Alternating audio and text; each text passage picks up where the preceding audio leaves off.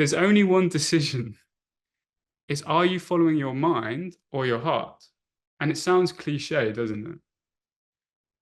But really, it's the first time you choose that, you realize there's never excuse again to ever follow this. Because all of this is a gravitational momentum that everyone else is doing. Why? Because everyone else is doing it. So I always want you to think of the horse. Next time you have a decision to either go back closer or to go out, the the greatest thing is that there's an upward momentum as well. And whatever that upward momentum is of this step away from the gravitational pull, what happens when you go out of the orbit of a gravitational pull in a planet?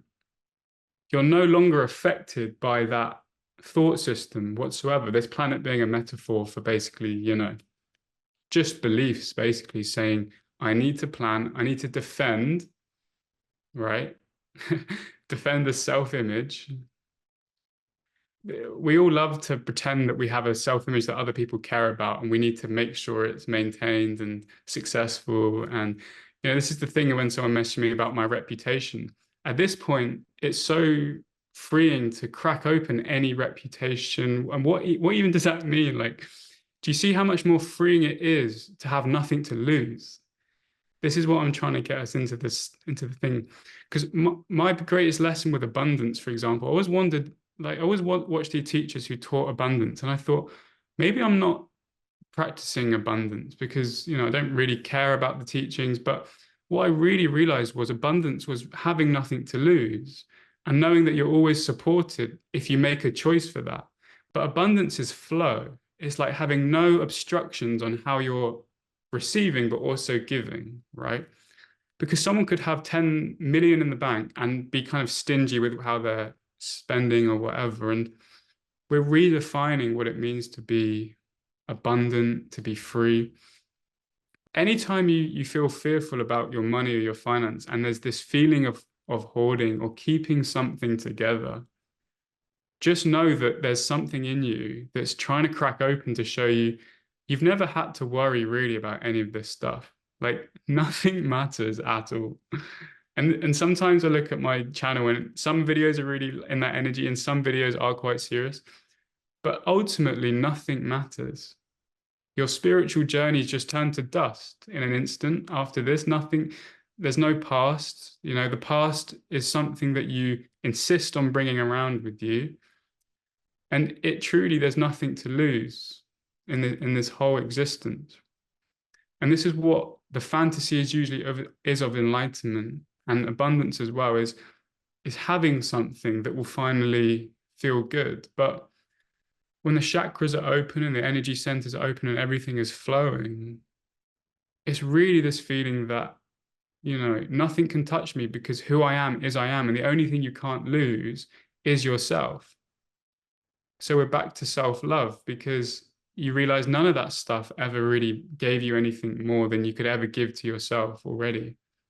I really just want to bring it back to, again, why are you on the planet for these last remaining decades of your life? Because you can allow in as much of this to be of a sensual experience from now on, a joy.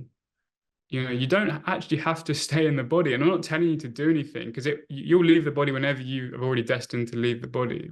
I want to open up this seriousness we have about our lives. Like something needs to be achieved so quickly in this. Let's settle into this and meditate. Yeah, we'll meditate after. We'll have a bit of discussion.